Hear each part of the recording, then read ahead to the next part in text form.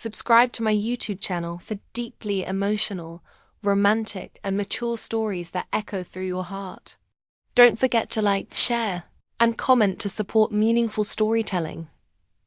The rain hammered against the glass doors of the corporate, building like an angry symphony, each drop creating patterns that seemed to mirror the chaos in Elena's heart.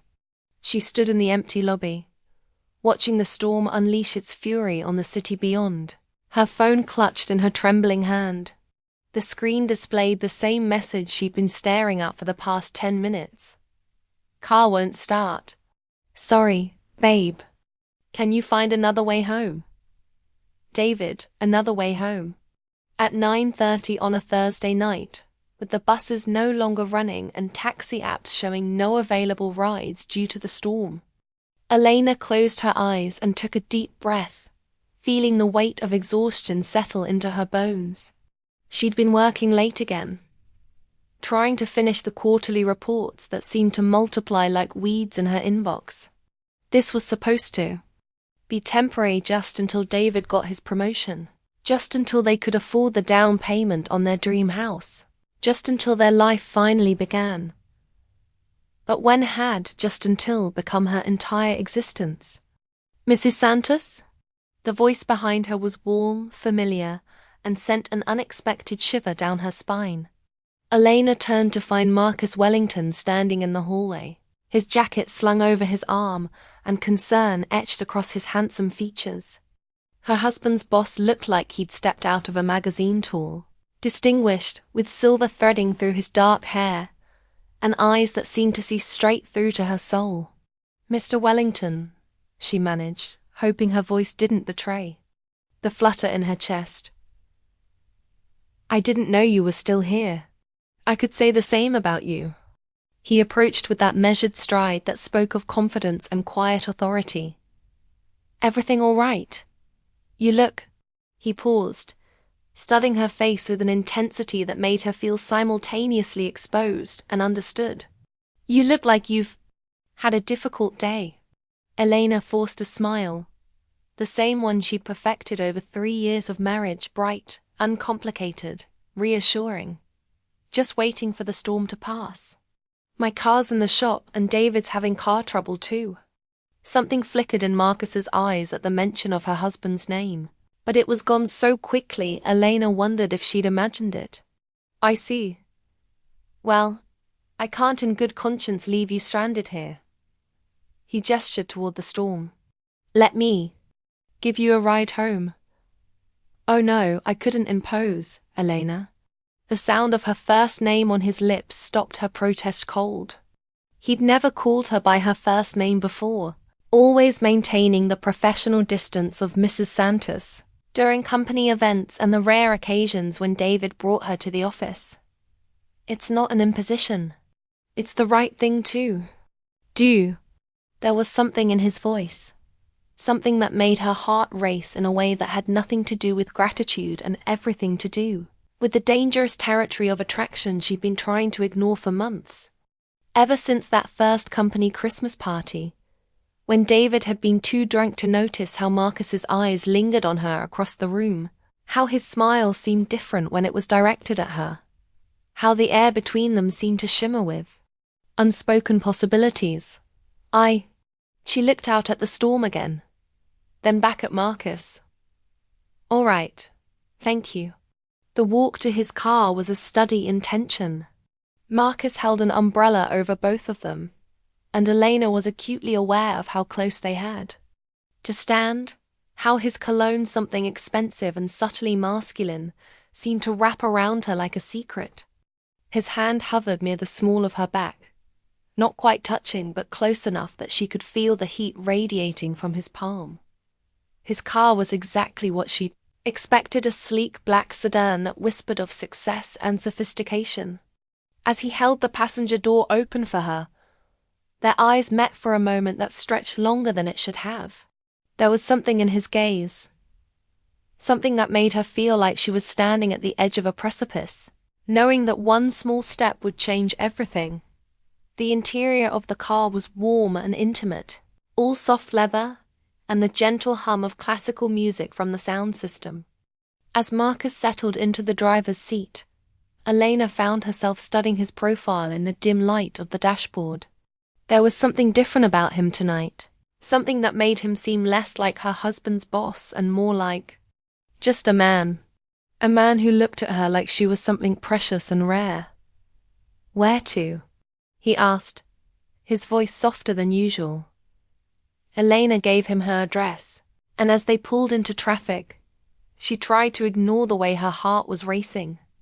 This was innocent, she told herself. Just a ride home, nothing more. But the silence between them was anything but innocent. It was charged with months of stolen glances, of conversations that had lasted just a moment too long, of the kind of connection that neither of them had been brave enough to acknowledge. Elena stared out the window at the rain-soaked streets, trying to focus on anything other than the man beside her. "You know," Marcus said finally, his voice cutting through the quiet like a velvet knife, "I've been meaning to ask you something." Eleanor's pulse quickened. "Oh, are you happy?" The question hung in the air between them like a challenge. Elena felt her breath catch in her throat. It was such a simple question, but it cut straight to the heart of everything she'd been trying not to think about. The long hours at work, the conversations with David that had become mere exchanges of information, the way she'd started to feel like a ghost in her own life. "I'm sorry," Marcus said quickly, sensing her hesitation. "That was inappropriate. I had no right to." "No, it's okay." Elena turned to look at him, and in the glow of the streetlights, she could see the genuine concern in his eyes. "It's just ... no one's asked me that in a long time." "That's a shame," he said quietly. "A woman like you should be asked that question every day." The words hit her like a physical blow, not because they were harsh, but because they were so achingly gentle. When was the last time David had asked her how she was feeling? When was the last time anyone had looked at her the way Marcus was looking at her now? Like she was worth caring about. She started to speak, then stopped. What could she say? That she was drowning in a life that looked perfect from the outside? That she'd forgotten what it felt like to be truly seen by someone? That sometimes she lay awake at night, wondering if this was all there was? "You don't have to answer," Marcus said, his voice understanding. "I just ... I watch you sometimes. At company events, when you're standing next to David. You smile and nod and play the perfect wife. But there's something in your eyes. Something that looks like ... Like what? Like you're somewhere else entirely. Like you're dreaming of a different life."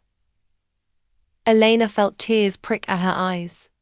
How could he see her so clearly when her own husband seemed to look right through her? "Marcus, I know this is complicated," he said, his voice dropping to barely above a whisper. "I know you're married. I know he's my employee. But Elena, I can't keep pretending I don't feel this connection between us." The car had stopped. Elena realized. They were sitting in her driveway, the rain still pattering against the windows, but neither of them made a move to get out. The air between them was electric, charged with possibility and danger in equal measure. "I feel it too," Elena whispered, the words slipping out before she could stop them. "God help me, I feel it too." Marcus turned in his seat to face her fully, and Elena could see the conflict in his eyes, desire warring with honor, want battling with conscience. "What are we doing, Elena?" "I don't know," she admitted. "I just know that for the first time in months, I feel alive." He reached out then, his fingers brushing against her cheek with a tenderness that made her breath catch. "You deserve to feel alive every day. You deserve to be cherished, to be seen, to be loved the way you should be loved. Marcus, I know it's not that simple. I know there are 1,000 reasons why this is wrong. But sitting here with you, seeing you like this," he cupped her face gently, "I can't regret caring about you. Elena leaned into his touch, closing her eyes as years of loneliness and neglect seemed to melt away under his gentle caress. This was madness, she knew. This was dangerous territory that could destroy everything. But when was the last time she'd felt this cherished? When was the last time someone had touched her like she was something precious? "I should go," she whispered, but she made no move to leave. "You should," he agreed, but his thumb traced along her cheekbone like he was memorizing the curve of her face. They sat there in the darkness, the rain creating a cocoon around them, and Elena felt something shift inside her chest. It was like a door she'd kept locked for so long was finally creaking open, letting in light she'd forgotten existed. "Elena," Marcus said, his voice rough with emotion. "I need you to know something. This isn't just attraction. This isn't just..." He struggled for words. "You're extraordinary. You're intelligent and kind and beautiful. And the way you light up a room when you smile, really smile, not that polite smile you give everyone else. It takes my breath away." Tears spilled down Elena's cheeks then, because no one had spoken to her like this in so long. No one had seen her, really seen her, the way Marcus was seeing her now. "I don't know what to do," she admitted. "I don't know how to be the person you see when I look at you." "You don't have to be anyone other than who you are," he said. "You just have to decide if you're willing to let yourself be happy." The front porch light flickered on, and Elena saw David's silhouette in the window. Reality crashed back over her like a cold wave, and she pulled away from Marcus's touch, the spell broken. "I have to go," she said, her voice shaking. "Elena, wait." But she was already getting out of the car, running through the rain toward her front door. She didn't look back, couldn't look back, because she knew that if she did, she might never be able to walk away. David opened the door before she could reach for her keys, his face creased with concern. "There you are. I was starting to worry. How did you get home?" "Mr. Wellington gave me a ride," Elena said, trying to keep her voice steady. "His car is right there." David looked past her and waved at Marcus, who was still sitting in his car. Marcus raised a hand in acknowledgement, then drove away, leaving Elena standing in the doorway feeling like she was caught between two worlds. "That was nice of him," David said, stepping aside to let her in. "I'll have to thank him tomorrow." Elena nodded, not trusting herself to speak. As David closed the door behind her, she caught her reflection in the hallway mirror and saw a woman she barely recognized, flush, alive, awakened. The woman in the mirror looked like she was harboring secrets, like she was carrying something precious and dangerous in her heart.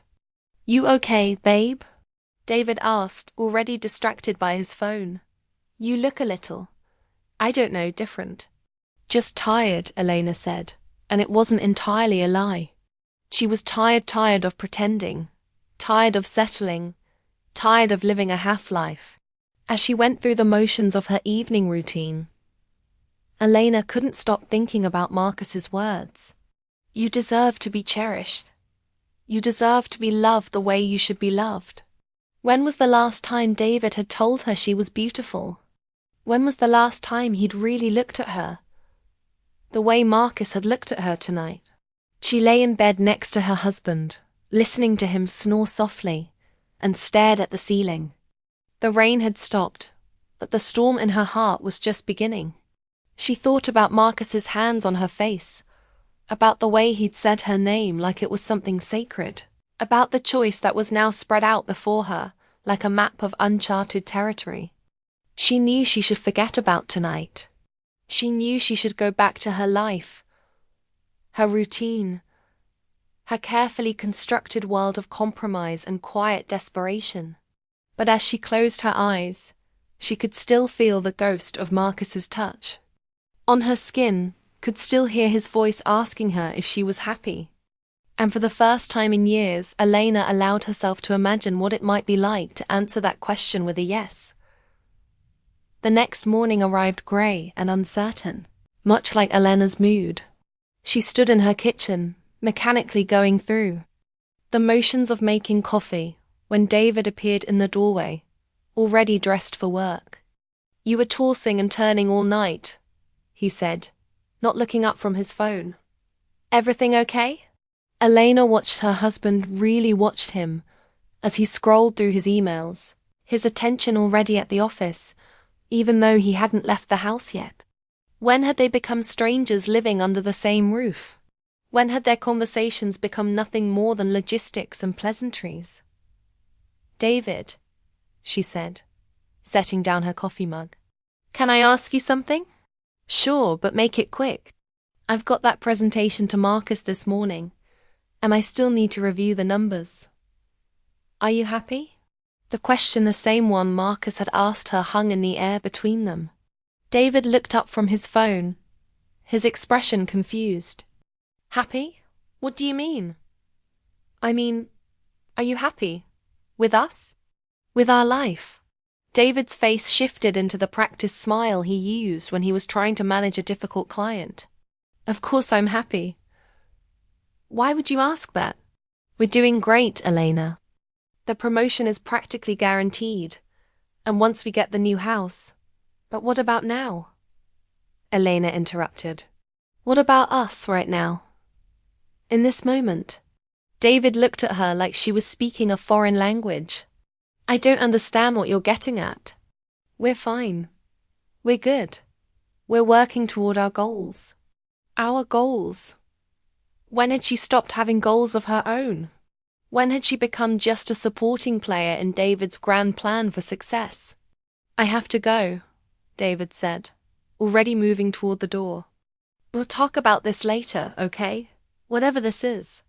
After he left, Elena stood in the silence of her kitchen and felt the weight of her choices settling around her like dust. She could go back to her life, back to being Mrs. Santos, dutiful wife and silent supporter. Or she could. Her phone buzzed with a text message, and her heart leaped when she saw Marcus's name on the screen. "I can't stop thinking about last night. Can we talk?" Elena stared at the message for a long moment, her finger hovering over the keyboard. This was her crossroads, she realized. This was the moment when she had to choose between the life she'd built and the life she might have, between safety and possibility, between existing and truly living. She thought about Marcus's words, about the way he'd looked at her like she was something precious. She thought about David's distracted smile and his talk of goals and plans that never seemed to include her happiness. She thought about the woman she'd seen in the mirror last night, flushed, alive, awakened, and slowly, carefully, she began to type her response. "Yes, we need to talk." As she hit send, Elena felt something shift inside her chest, like a door that had been locked for years was finally swinging open. She didn't know what would happen next, didn't know where this path would lead. But for the first time in longer than she could remember, she felt like she was making a choice that was truly hers. The storm outside had passed, but the storm in Elena's heart was just beginning. And as she stood in her kitchen, phone in hand, she realized that sometimes the most dangerous storms were the ones that cleared the air and made room for something new to grow. She was about to find out what that something might be. To be continued. What will Elena decide when she meets Marcus again? Will she choose the safe path of her marriage? Or will she risk everything for a chance at true happiness? The choice that awaits her will change not just her life, but the lives of everyone around her.